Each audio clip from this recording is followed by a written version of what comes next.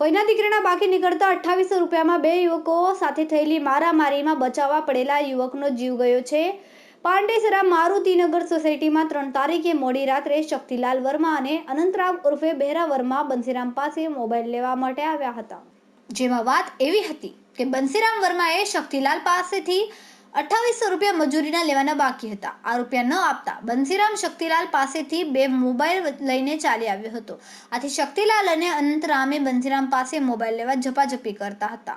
આથી રામુ વર્મા છોડાવવા વચ્ચે પડતા અનંતરામે પથ્થર ઉચકીને રામુ વર્માને મારી દીધો હતો, જેના કારણે રામુને ગંભીર ઇજાઓ થતા સારવાર માટે હોસ્પિટલ ખસેડાયો હતો, જ્યાં તેનું મોત થયું હતું। પાંડેસરા પોલીસે હત્યાનો ગુનો નોંધીને બંને હત્યારાઓને પકડી પાડવા ચક્રો ગતિમાન કર્યા છે। કેમેરામેન સેનિલ વિરાણી સાથે વિશાલ છેટા, માનવ પ્રભા ન્યૂઝ, સુરત।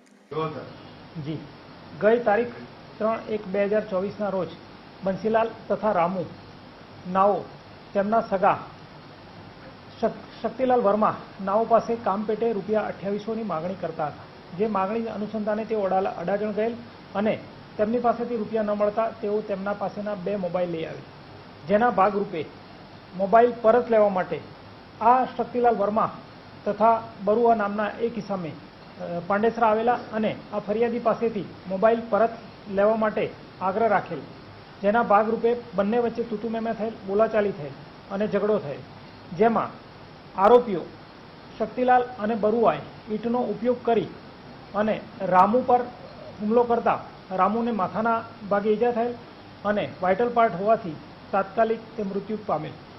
અમારા વિડિયોની નવી અપડેટ મેળવવા માટે સબસ્ક્રાઇબ કરો માનવ પ્રભા ન્યૂઝ ચેનલને, બેલ આઇકન ક્લિક કરો લેટેસ્ટ વિડિયો સૌથી પહેલા મેળવવા માટે।